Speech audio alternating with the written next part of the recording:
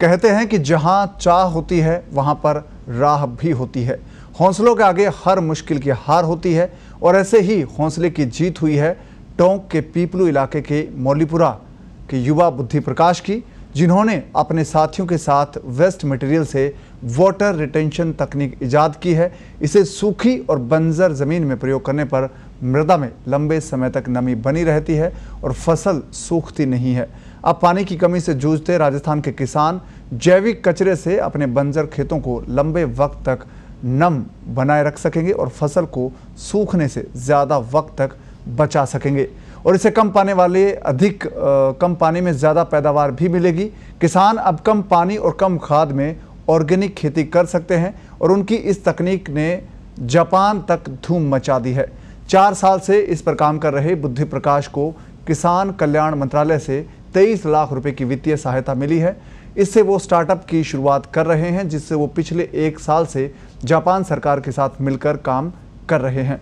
साथ ही जापान में भी स्टार्टअप की शुरुआत की है। उन्हें इसके लिए 31 राष्ट्रीय तथा 8 अंतर्राष्ट्रीय अवार्ड भी मिल चुके हैं।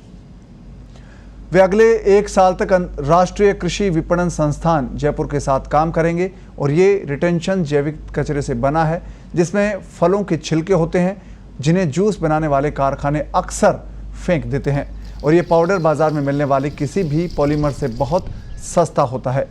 और ये तकनीक है जिसके ज़रिए और ये जो पॉलीमर खाद जो ये भैया लेके आया था वो हमने इस फसल में लगाया है और इसका रिजल्ट बहुत अच्छा है। इसमें फल फूल की भी अच्छी बढ़ोतरी हुई है और इससे पानी की भी थोड़ी मात्रा पानी कम मांगी फसल। और ये जो फसल है ये बहुत बढ़िया हुई है इससे। और ये जो पॉलीमर खाद है ये पानी की बचत भी करता है। हमारे यहाँ पे पानी की बहुत शॉर्टेज है तो इसमें बहुत अच्छा खाद है। और हमारे साथ फोन पर जुड़े हैं जलालुद्दीन टोंक से। जलालुद्दीन, ये तकनीक क्या है, किस तरह से इसका फायदा मिलता है? देखिए सर, बुद्धि प्रकाश ने जो नवाचार किया है वो वेस्ट मटेरियल से कुछ ऐसा उन्होंने इजाद किया है ताकि सूखी और बंजर जमीन को भी काम में लिया जा सके। मृदा में लंबे समय तक नमी बनाए ये रखता है। खास बात यह है कि इसमें फसल सूखती नहीं है। ये कम पानी में अधिक पैदावार लेने में भी सहायक है।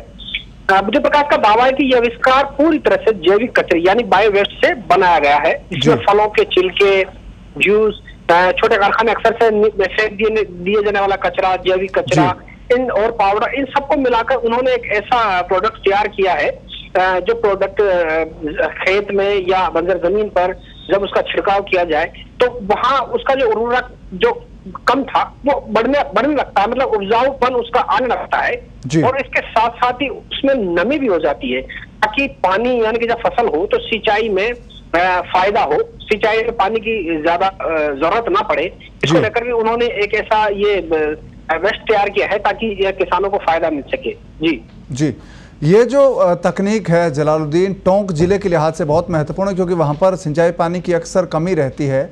तो कितने किसान इस मुहिम से जुड़े हैं? क्या कोई इसका ट्रायल हुआ है? क्या कोई इसका फायदा उठा रहे हैं किसान? देखिए सर, बात करें अपन बुद्धि प्रकाश की तो ये पीपल उपखंड के मौलीपुरा फजलपुरा गांव है, बहुत छोटा सा गांव है जी। यहाँ से ये बुद्धि प्रकाश निकला है। किसान परिवार से ही है, पिताजी भी खेती से जुड़े हुए हैं। क्योंकि इसको कुछ ऐसा चाहिए था, ये बस से देख रहा था कि खेती में कुछ नवाचार क्या हो। हालांकि ये इंजीनियरिंग के लिए कोचिंग करने की बात इसने पहले अपने पिता से कही, साहब मुझे इंजीनियरिंग करनी है, लेकिन इसकी दिलचस्पी इंजीनियरिंग के साथ एग्रीकल्चर में भी थी। तो यूं इसकी जिज्ञासा चलती रही, बढ़ती रही। ये कुछ इसने जब बनाया तो इसको लेकर ये शुरुआत के दिनों में ही राष्ट्रीय कृषि विपणन संस्थान जयपुर है, यहाँ ये पहुंच गया और इस इंस्टीट्यूट से इसने 2 महीने की विशेष ट्रेनिंग ली एग्रीकल्चर और ऑर्गेनिक खेती को लेकर ही। ये ऑर्गेनिक खेती कैसी होती है फिर इसने पूरी समझी। पूरी समझने के बाद इन्होंने एक ऐसा वेस्ट मिलाकर ऐसा ये प्रोडक्ट तैयार किया कि ये किसानों के लिए फायदेमंद रहेगा। और रही बात किसानों की, तो देखिए सर, ये बेसिकली किसान है। डेफिनेटली मौलीपुरा, फजलपुरा, पीपलू आसपास के जो गांव हैं, उम्मीद जताई जा रही है कि इस नई तकनीक से, नवाचार से किसानों को फायदा मिलेगा। जी, ये जो 23 लाख रुपए की आर्थिक सहायता मिली है जलालुद्दीन, इसका किस तरह से उपयोग करेंगे अब बुद्धि प्रकाश और उनके साथी क्या अब वो स्टार्टअप है, इसको एक ज़्यादा लोगों तक पहुंचाने की कोशिश होगी? बिल्कुल, आपने जब इसने शुरुआत की थी इस नवाचार की तो इसके पास पैसे नहीं थे उन दिनों।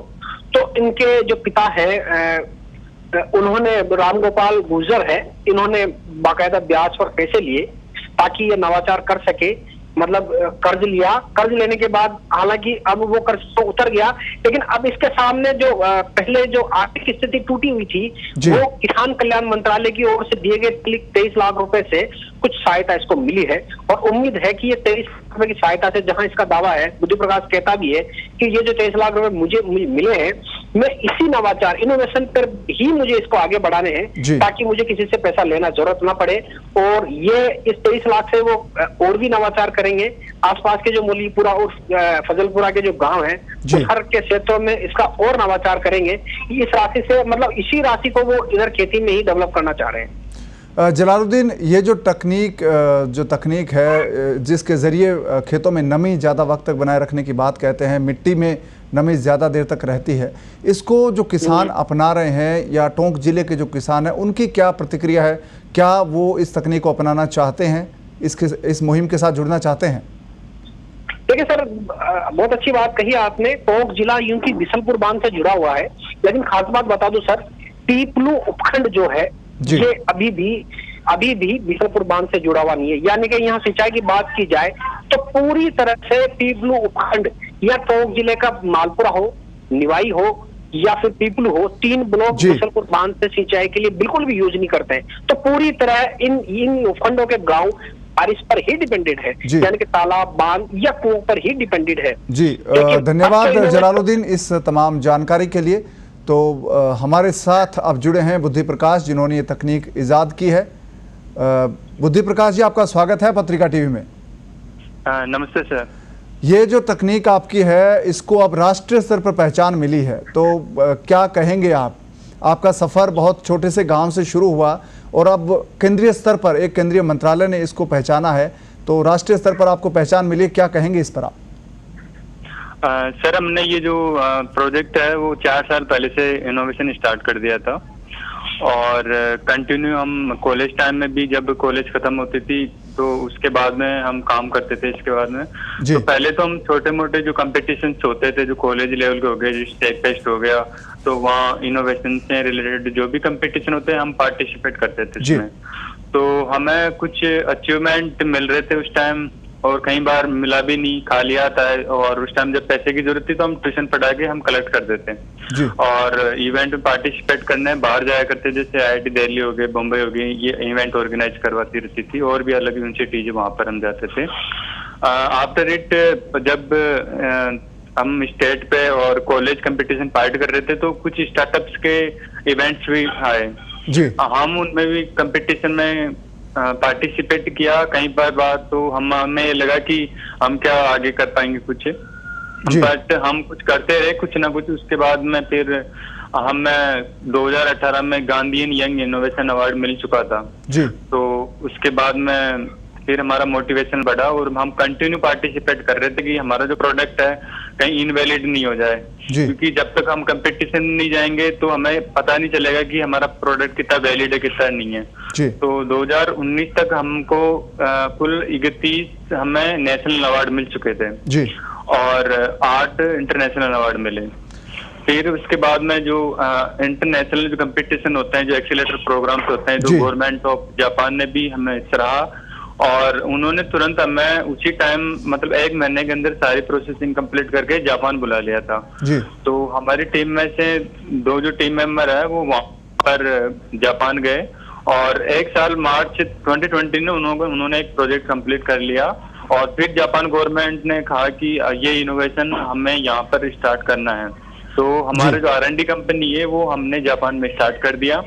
इसके बाद में पहले भी हमें गवर्नमेंट ऑफ राजस्थान ने कुछ वर्क ऑर्डर दिए थे, बट ड्यू टू पॉलिटिक्स वो वर्क ऑर्डर हमें नहीं मिले और जब बीजेपी गवर्नमेंट ने दिए तो गवर्नमेंट चेंज होने के बाद में ये हुआ कि वो कैंसिल हो गया या फिर उनका रेस्पॉन्स नहीं आ रहा था। फिर हम थोड़े वो झिझ गए थे, बट फिर उसी टाइम हमारा जापान में हो गया था तो हम कंट्री से अलग कंट्री में जा रहे थे। बट फिर नियाम में कुछ प्रोग्राम था जो national institute of agriculture and marketing Jaipur में। जी। तो वहाँ हमने फिर पार्टिसिपेंट किया।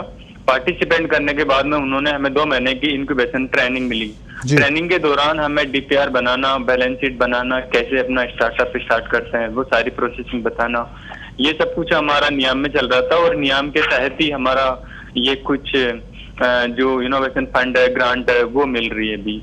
और इसके साथ ही भी जो बुद्धि प्रकाश, ये जो आपकी टेक्निक है, क्या इसको आम किसान अपना सकता है? क्या वो खुद तैयार कर सकता है जो आप फॉर्मूला जो अपनाया है आपने?